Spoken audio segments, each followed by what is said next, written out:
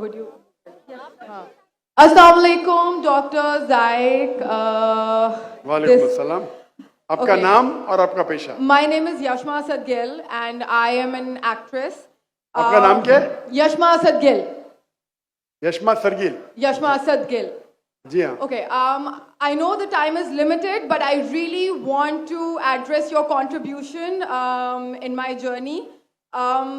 There was a time when I had fallen into the trap of atheism back in the days when I was doing my bachelor's, but Alhamdulillah, it was your videos and your lectures that brought me back to my religion and brought my spirituality back to me and my faith back to me.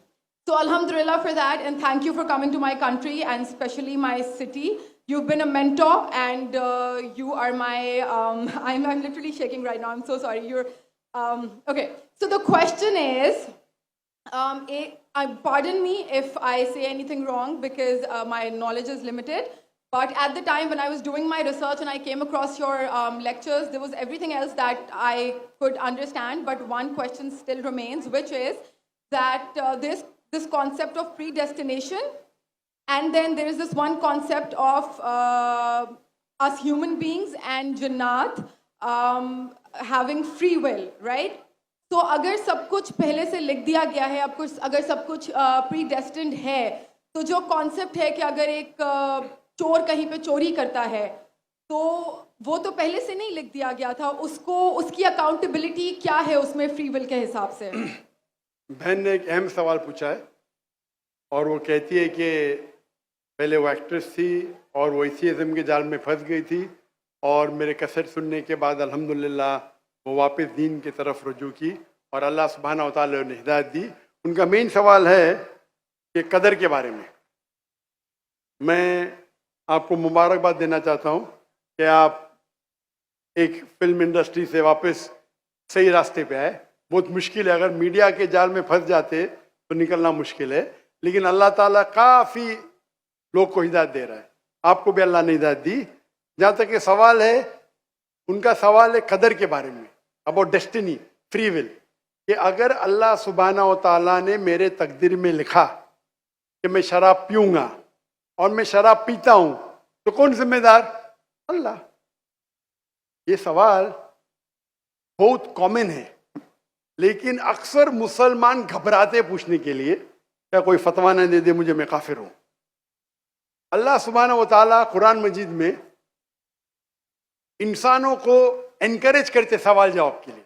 इसलिए कुरान मजीद में आप पढ़ेंगे 333 बार, 323 times, 323 बार कहा गया है कुल, कालू, इन लोग ने कहा, और 323 बार अल्लाह कहते कुल, उनसे कहो.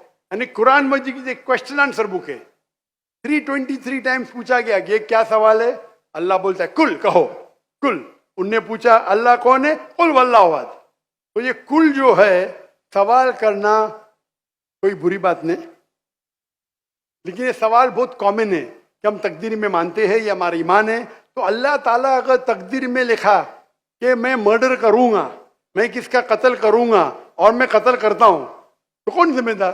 अल्लाह. नऊज़ुबिल्लाह. अगर लिखा है मेरे तकदीर में कि मैं शराब पीऊंगा और मैं शराब पीता हूं, कौन जिम्मेदार? अल्लाह. नऊज़ुबिल्लाह. इसका जवाब यह है कि हमें समझना चाहिए तकदीर की क्या मानी है. और ये सवाल जब मैं दावती मैदान में तकरीबन 35 साल पहले शुरू किया, तो ये सवाल मुझे भी बहुत परेशान कर. किसने पूछा नहीं मुझे, अल्लाह की मदद है, अल्लाह की मदद है, जवाब मिलने के बाद ही लोग पूछते हैं.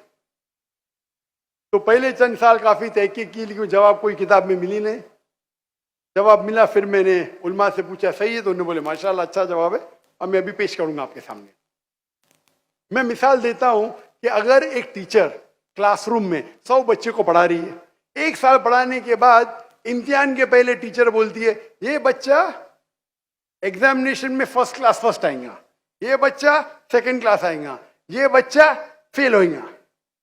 माफ करना, आपको मिसाल बोल रहा हूं, कल मिसाल है आपके लिए.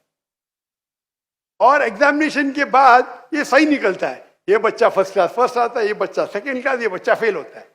मेरा सवाल है कि जो बच्चा फेल हुआ वो बोल सकता है कि टीचर ने प्रिडिक्ट की, क्योंकि टीचर ने प्रिडिक्ट की क्या मैं फेल होऊंगा इसलिए मैं फेल हो गया। क्या वो बोल सकता है ऐसा? हाँ क्या नहीं? हाँ क्या नहीं?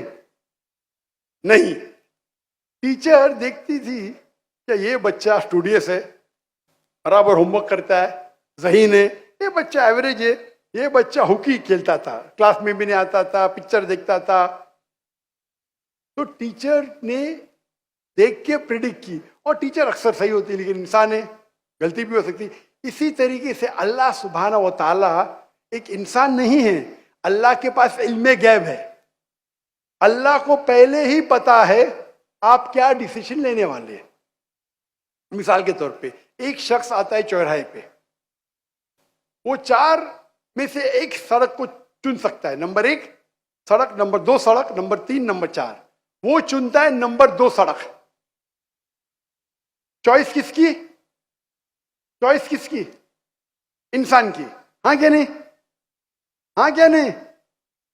लेकिन अल्लाह सुब्हानहू व तआला को इल्मे गैब है कि 5 तारीख को अक्टूबर के रात को 1 बजे, 1:15 बजे ये चौराहे पे आएगा।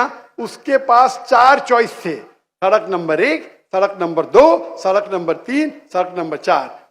अल्लाह ताला जानते कि ये सड़क नंबर 2 चुनेगा, तो अल्लाह ताला लिख देते तकदीर में पहले ही कि ये इंसान 5 अक्टूबर की रात को 1 बजे, 1:15 बजे सड़क नंबर 2 पे चुनेगा। तो सड़क नंबर 2 किसने चुना? अल्लाह ने या क्या इंसान ने? अल्लाह ने चुना या इंसान ने चुना? इंसान ने चुना। तो कौन जिम्मेदार, अल्लाह या इंसान? अल्लाह या इंसान? इंसान। वो आगे जाता है और 3 सड़क आते, सड़क ए, सड़क बी, सड़क सी। वो चुनता है सड़क ए, अल्लाह ताला जानता है कि वो सड़क ए चुनेगा, लिख देता है। कौन जिम्मेदार? इंसान।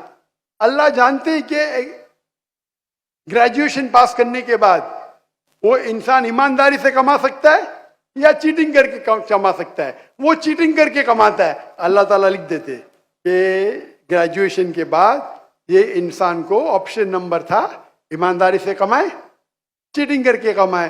वो चीटिंग करके कमाएगा, एडवांस में लिखते। तो इससे हमें जाहिर होता है कि अल्लाह चुन रहा है कौन? इंसान। लेकिन अल्लाह ताला के पास इल्मे गैब है, तो अल्लाह ताला इसीलिए लिख रहे हैं क्योंकि वो जानते हैं कि वो इंसान ये गलत काम करेंगे। ये नहीं कि अल्लाह लिखते हैं और वो इंसान गलत काम करता है, क्योंकि वो इंसान गलत काम करने वाला है, अल्लाह जानते हैं, अल्लाह एडवांस में लिखते। तो कौन जिम्मेदार?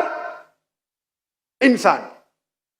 तो अल्लाह के पास इल्मे गैब है, और अल्लाह सुब्हानहू व तआला कभी गलती नहीं करते। अल्लाह ने आपको इख्तियार दिया कि आप चोरी करके जिंदगी बसर कर सकते या ईमानदारी से। आप ईमानदारी से करते, अल्लाह ताला लिख देते क्या ये इंसान ईमानदारी से जिंदगी बसर करेगा। तो कौन जिम्मेदार? इंसान। एक हदीस में आता है कि दुआ तकदीर को बदल सकती है। सही बात है। मिसाल के तौर पे आप जाते हैं एग्जामिनेशन में, आपको पेपर आपका बहुत खराब जाता है, आप जानते हैं मैं फेल होने वाली हूं, आप घर पे आके दुआ करते या अल्लाह मुझे पास कर। अल्लाह सुब्हानहू व तआला को पता है कि आप एग्जामिनेशन में जाने वाले ये तारीख को आप फेल होंगे। अल्लाह को ये भी पता है कि आप घर पे आके दुआ करेंगे। हाँ कि नहीं?